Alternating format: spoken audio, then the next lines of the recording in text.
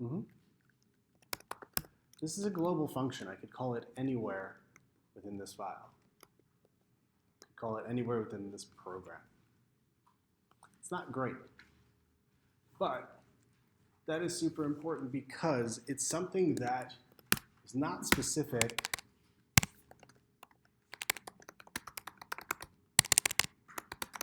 to how we use object-oriented programming. Levi, in this way, it would be an anti-pattern. Unless it was really, really essential that there existed a function in the global scope that takes an int and returns that int. This is a bad idea for object-oriented programming. Sunny. Can you explain line 21? It's not a class method? Yep. Yep, so this is not attached to any class type, right? Not attached to, or a struct like we're used to in Swift. So because we're dealing with classes, the way that you create something available as like some class dot method is as a class type. So there will be a keyword class in front of it. And that's something we will spend a lot of time on next time. Who wants to use this function? I don't know why I asked for opinions. Aaron, let's use this function. Let's use this function. It's going to be great.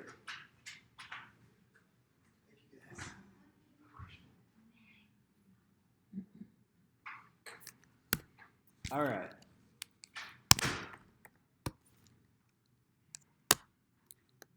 What's going to happen on line 41 if I use this function with argc?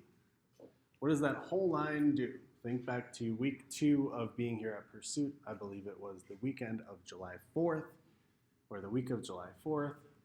We were creating functions.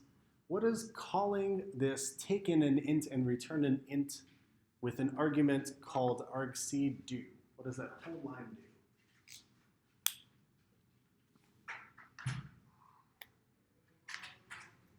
Let's get Albert. Albert, I missed you. So when we call a function, right, we've done this even in Swift. It looks so similar. What is the name of this function? Cool. So what is the result of calling line 41? Something happens. What is the entirety of line 41 do? Let's move this down. Oh, that's what function? What was the name of that? Take in an int and return an int.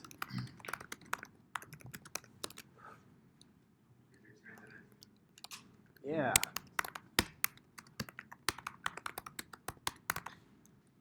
And say this was not named take in an int and return an int, but instead it was called Albert's function. How would I find out what this function is doing? And then what would I look for in its definition? What's a good starting point?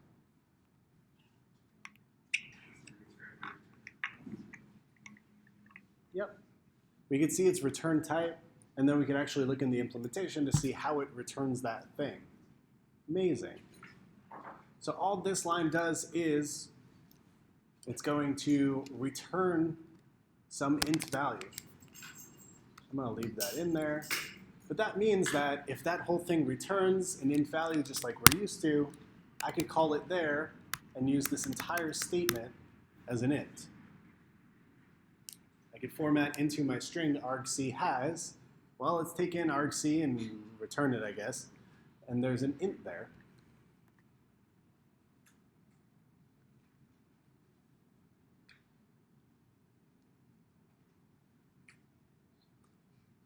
argc has one argument.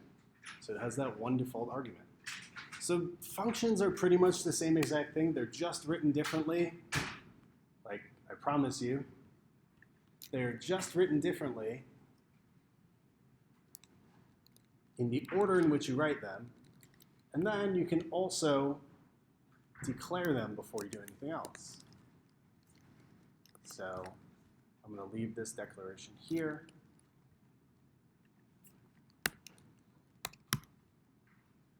That's it. That is it. That is it. Yes, Sonny. No. How would you implement it later then, if you were to declare it first? What would the syntax look like? Like that. So treat this almost like a variable with a signature, and then later on, wherever you want, this could be after. It's like a prototype.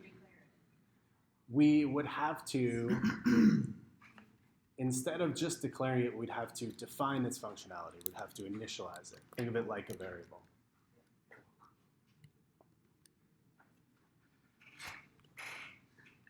Prototypes.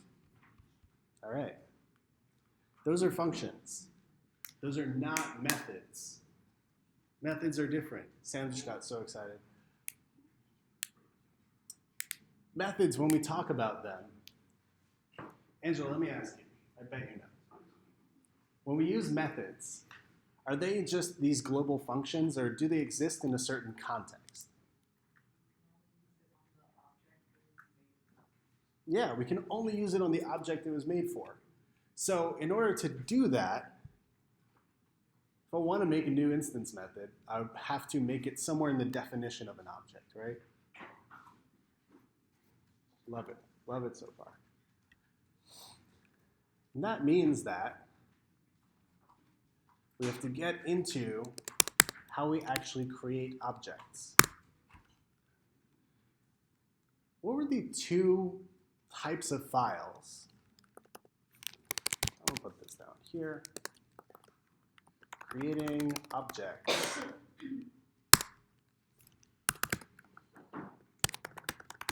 What are the two types of files that our Objective-C program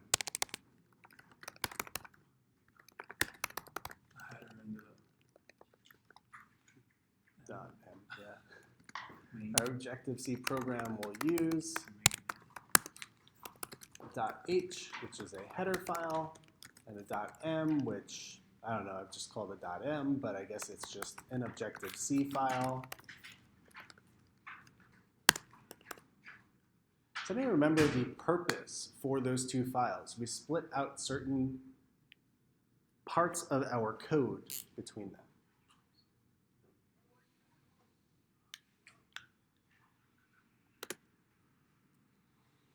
Should we go look at Firebase?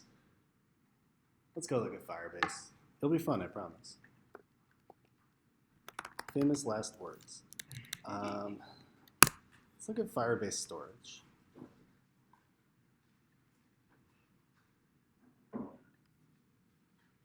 So unfortunately for us, this is not written in Swift, but fortunately we are learning Objective-C. So here we've got these .h and these .m files. Let's look at a .h first. We've got all this stuff in here. It imports Foundation. It does a bunch of fancy things that we will talk about later. But the most important thing is what we can do with it. And it tells us that within a certain denotated block. Kevin, where do you think it starts telling us how we can use this thing? I'm sorry? Use what example? Where in this code, so this header file is for a specific reason. Where is it going to start telling us how we can use this code if we're abstracting our code for someone else to use?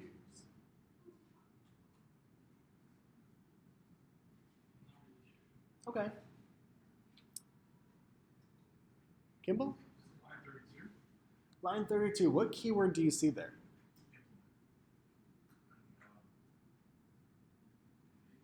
And this object. I think you started great. Interface. So this @ symbol, just like with an IB outlet, just like with IB inspectable, is a marker. It's called a directive, saying that our interface starts right here. Now, Carrie, if you had to guess, The interface starts on line 32. Where do you think it ends? Where it says Yes, an interface, and we'll see later, an implementation must have an end directive in order for you to define what is either going to be available through the interface or what's going to be implemented through the implementation of that code. So again, these things are called directives. You must have an end directive for your starting interface or implementation. Let's create a basic type.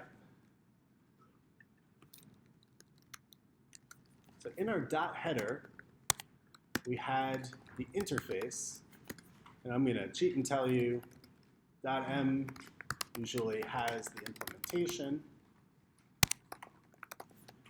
but that's all convention. I can create an interface in my .m file that we have here.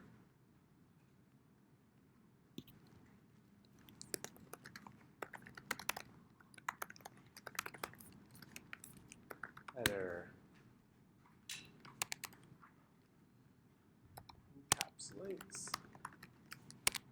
So that's all convention, so that the interface code is separate from the implementation. Someone using your header file doesn't need to know how it works. We can implement the interface and the implementation in the same place. It makes for pretty unreadable and unreusable code, but we can do it.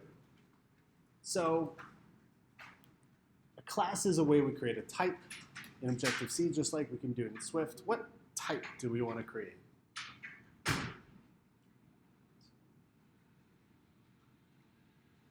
I'm sure there's something. A cat. Sounds great.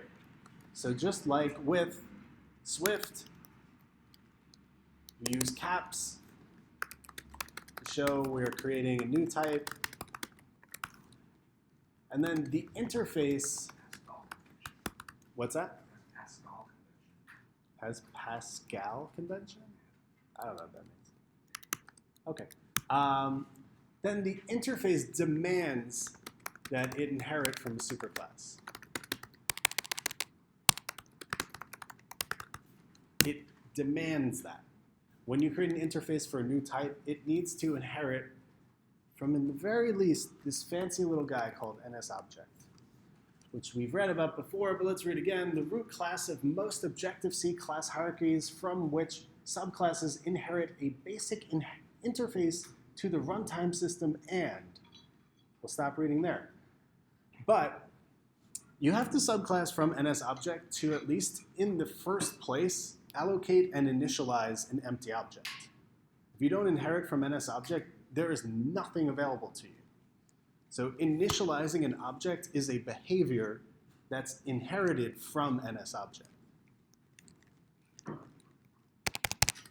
So must at least subclass from NSObject so we can initialize and subclass.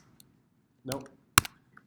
We can allocate and initialize.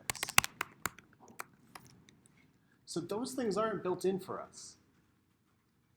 Literally adding something to memory is not built into an interface for Objective-C. We have to say, get that behavior from our superclass NSObject. Wild. Sunny. So if we wanted to create our own type of numbers, we could have it inherit from this number. Yes, absolutely. Tiny tangent. We want our own numbers. We could have an interface called cool numbers, which can inherit from NSNumber. So everything is a class. That means that everything can inherit from some superclass. It just means we get everything that NSNumber has. NSNumber, I think, gets its information directly from NSValue, which gets its information directly from NSObject. So we, by having an NSNumber, have all the functionality of an NSObject, an NSValue, and an NSNumber. Think about UIKit. Think about if you have a button, which is a subclass of a control, which is a subclass of a view, you have all the properties of controls and views available to your button because it is a subclass of a subclass. This is the same thing. So NS object is the highest subform subclass, correct? Yes. Root class, highest class, I don't know, base class you might hear sometime. Root, highest, base, just inherit from it. Cool. All right. What do we want our cat to do? Sound, scratch. I'm going to start with sound. That one sounds easier. So to create an instance method in the interface, bless you, you actually have to put a little marker, just this dash, saying this is going to be an instance method. You can't just say we're going to have a function called sound. But instead, you put a little marker, a little dash saying this is an instance method.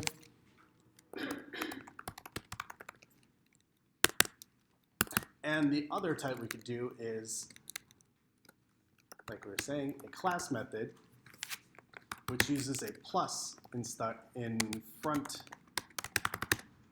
of the signature.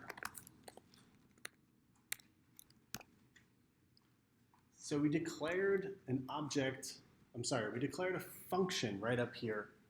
Functions always have the signature return type, name, and then arguments.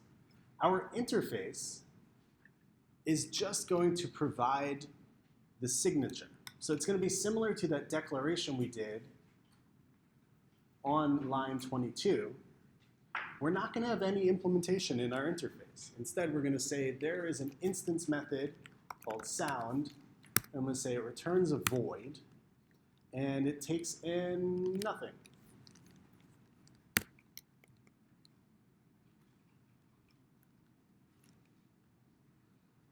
What do you see there?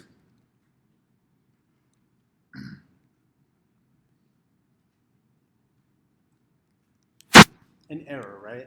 Cool. If we have a void function, you don't have to specify that it's taking in nothing. This is the signature now.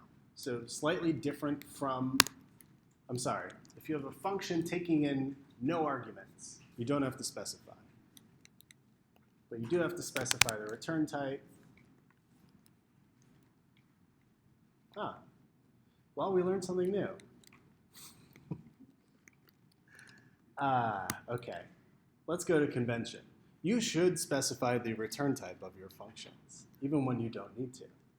But let's see if we can make this work later on without anything like that in the interface.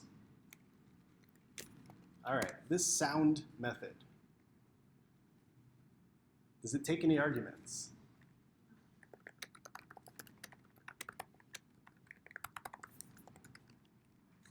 And does it return anything? What does it return?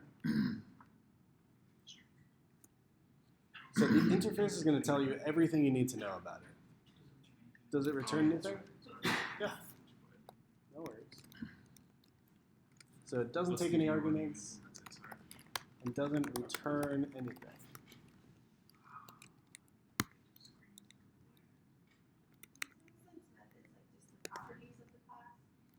So this is actually a function. We're going to talk more about properties next time. But this dash is a shorthand saying we have an instance method. And it's the same thing as having a function in the struct's definition. Yep. And the class methods are not things that you could call if you were to call on the class on an instance of the class cat. Correct. So this would be just like we're used to with a static function. It's like cat dot how many in Swift would be cat in square brackets how many. Because this is the class, this is not an instance of the class. So all init functions we're going to see are actually operating at the class level. Amazing. Cool. All right, we got an interface. Does it do anything yet? No. What's the other step here?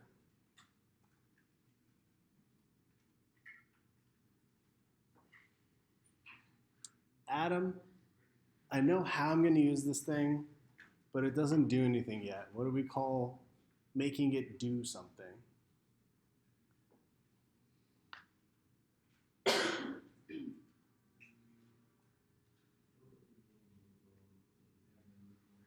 Okay, let's go look at Firebase again. So this is the header file, which had the interface. We said the .m file, the objective-c file, has some other stuff in it. And that stuff is going to include how this thing actually works. Which part here has code rather than just a bunch of function signatures?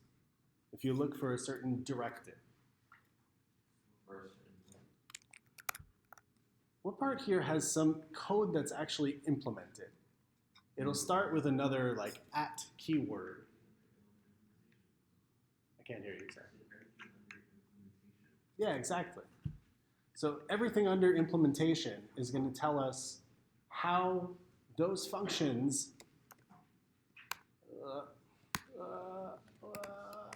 sorry. Everything under implementation is going to tell us how whatever is defined in the interface, so whatever the prototype has in it, is sometimes how you hear it called. The implementation says, here's how it actually works. So I'm going to create the implementation of cat.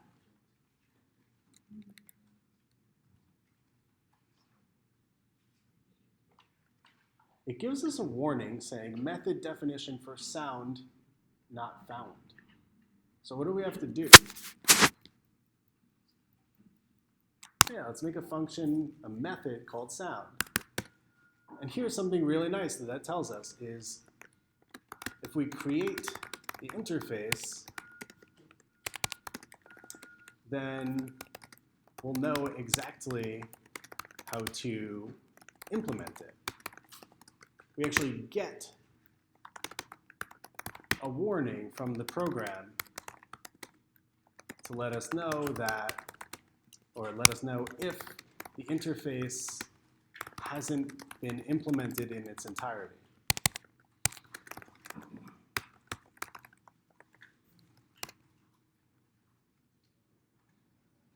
Helpful.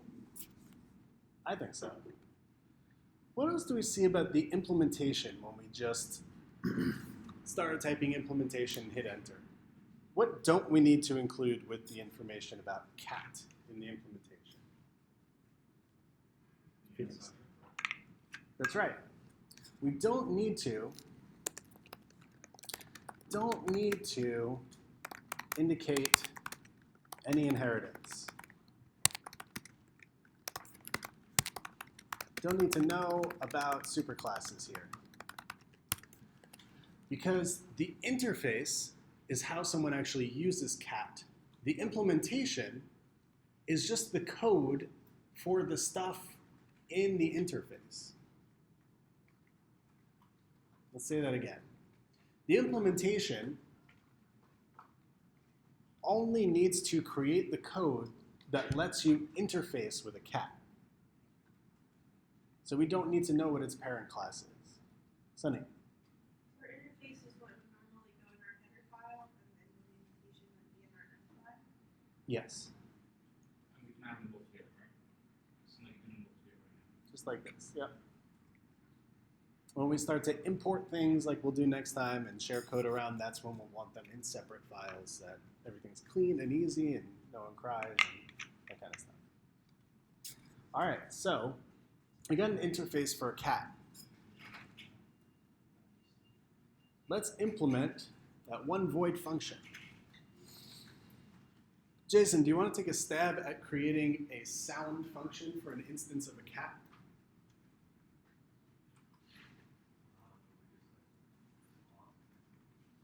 Whatever you want to do, just walk me through how to type it.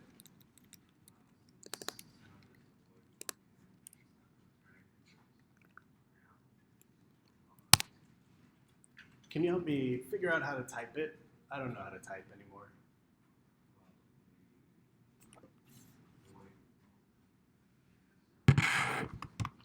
void.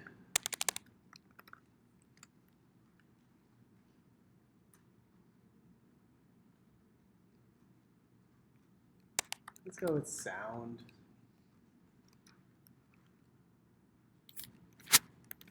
I don't know. I hope some of this works. Oh man, it was expecting that. Damn. Well, let's create a function. Let's look at how we created a function before. Maybe we're missing something. You don't need a keyword func. But we do need some stuff.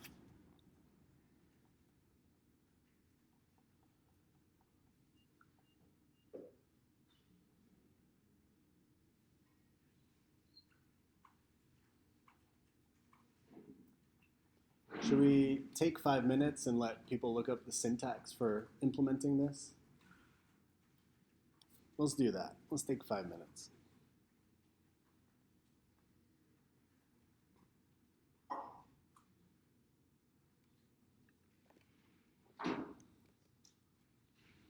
I wonder if there are any examples of how to make an instance method.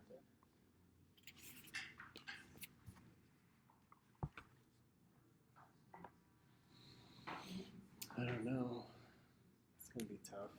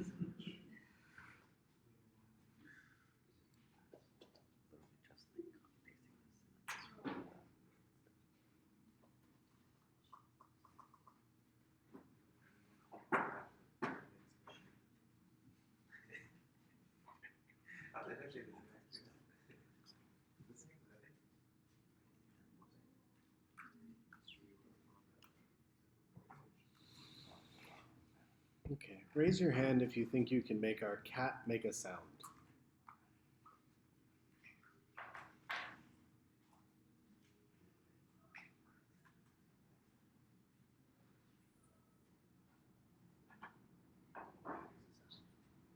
I want our cat to make a sound.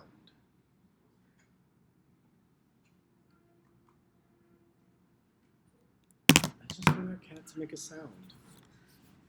Levi, do you want our cat to make a sound? All right, well, since you don't like it, I invite you to farm that responsibility out to someone else. Somebody raise their hand. Angela. Let's make our cat make a sound. I'm going to erase all this stuff, and let's create the implementation.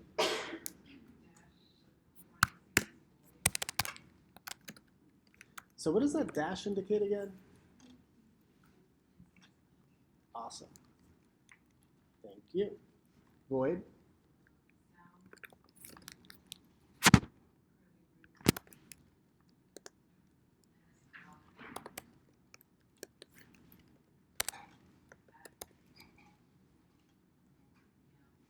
Love it.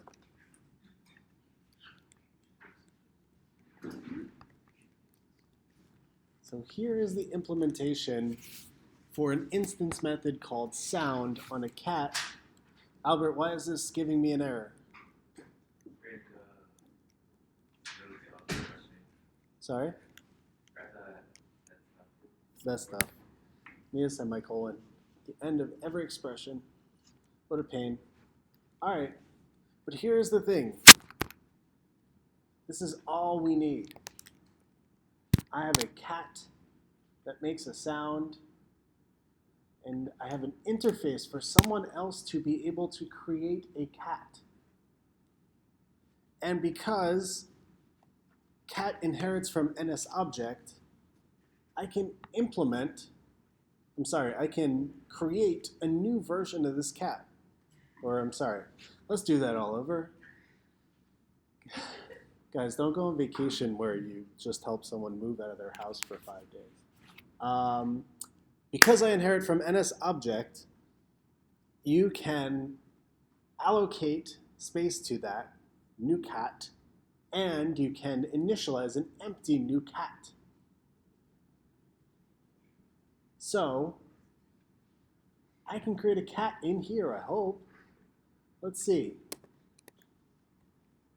Cat. Whoa, we've got our own type called cat. Amazing. And now I'm going to create my cat, and we'll probably see an error. But I can, just like I did before to create an empty object, do this my cat thing. Why is this not going to work?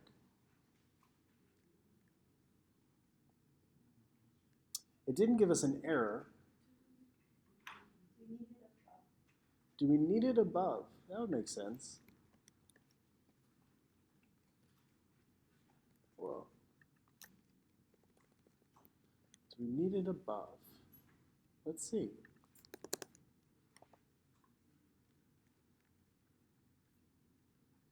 Woo. Aha, now it's highlighting. So just like with a function, it's going to read top to bottom. But which part do you think it only needs to read?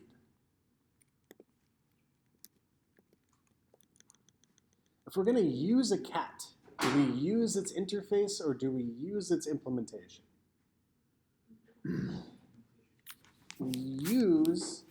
we're using a cat, we use its interface. The implementation is behind the scenes. So we're not going to get any errors here because when we go to create an instance of a cat, it knows what to interface with already. The implementation can be somewhere else. Now there's going to be one more error, and we've seen this before.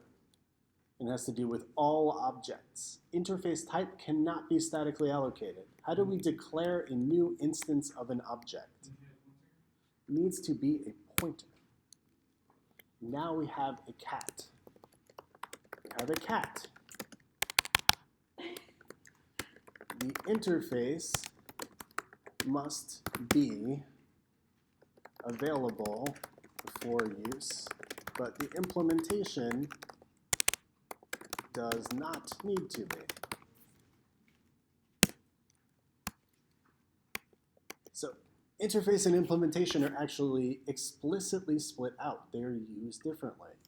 They serve different purposes. The interface is what the program reads to see what can I do.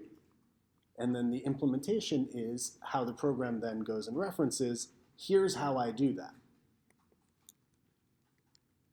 So in order to say what can I do with this cat here, I just need the interface. Let's see if this works. I think there's like syntactic sugar for this whole line. You see this all the time, but I think you can also do cat new. Is that a thing? Yep. Okay. So this whole, hold on, let's view that magic again. Wow. Cat new is the same as allocating and then initializing an instance of a cat. So we could say cat Same thing. Just something nice that was built in for us. Thank you, Apple. You're welcome, Apple. Well, David. Okay. Now, what can we do with a cat? Let's check the interface. Sam, what does a cat do? Well, we don't know that from the interface. What do we know it does? Yeah. Thanks. Sorry. Just being a stickler. So we can send a message to our cat saying sound. Now this is the last line of our program. I guess I need a semicolon, just like with every other expression. I told you I'd forget it pretty much every time. So my cat, I am saying that instance method sound that you declared, go ahead and call it. Great. Meow, our cat meowed. We did it. We did it. Our cat meowed. That is all we need to create a new type, is an interface inheriting from NSObject, if not some other object type, and an implementation of that interface. Next time, let me show you something we can see on the internet. Next time, you can create instances in your implementation, and you can do a whole bunch of other things. We're going to go through how to define our inits. Watch out for the wall. Next time, we're going to learn how to define our inits. We're going to look at my notes. We're going to see how we use blocks, aka closures, because just like with closures, we can use them as variables, as all these kinds of things we want to do, just like with a regular closure. We can, let's see, talk through importing header files, aka code organization, and we'll spend some time on inheritance with more and more objects. Cool. And I just want to refresh that this @ symbol here, this @ interface, @ indicates a directive when it's outside the scope of a function or class. So it's not a literal here. This is not literal interface. This @ is a direction, a directive to the program saying start our interface, end it, and then at the bottom, start our implementation, end it. So these are called directives. Implementation directive. What are some questions you have? Sunny. Is what we did then not making an instance of a cat? It is making an instance of a cat, but it's making an empty instance of a cat. So all subclasses of NSObject can create an instance of that subclass, but there's nothing special. There's no properties about cat that exist right now besides what's available on an NSObject.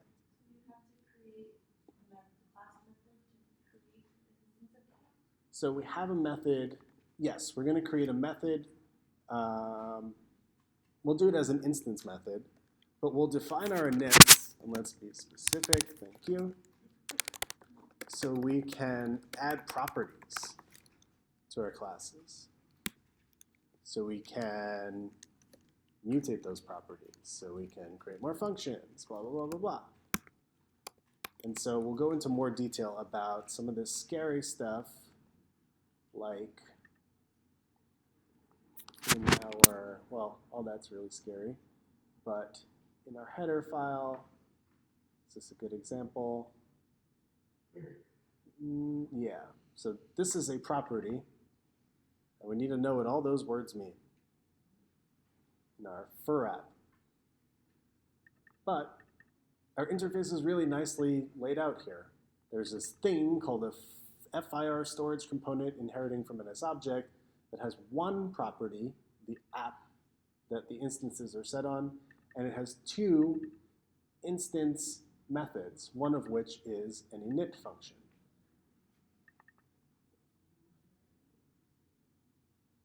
Questions? Sam? Will we learn how to build views using Objective-C? Yes.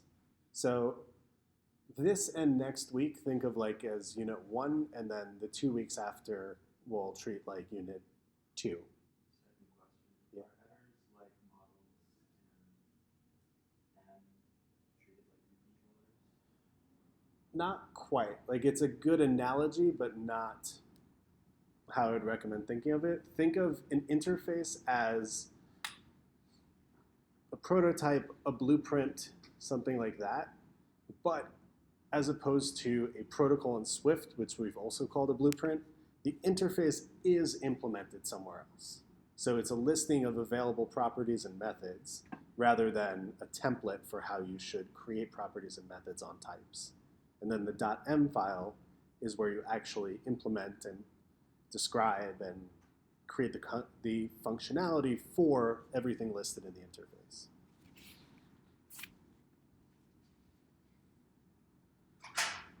All right. Thank you, everyone.